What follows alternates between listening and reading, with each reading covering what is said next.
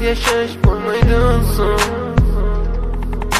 Yüreğim size bugün yönet.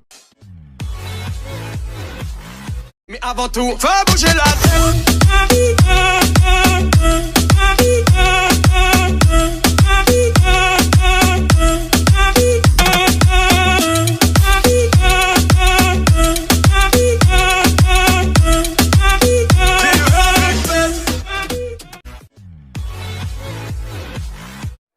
I've been fucking hoes and popping pillies, man, I feel just like a rock star. All my brothers got that gas and they always be smoking like a rock star. Fucking with me, call up on the Uzi and show up, name them the shot toss.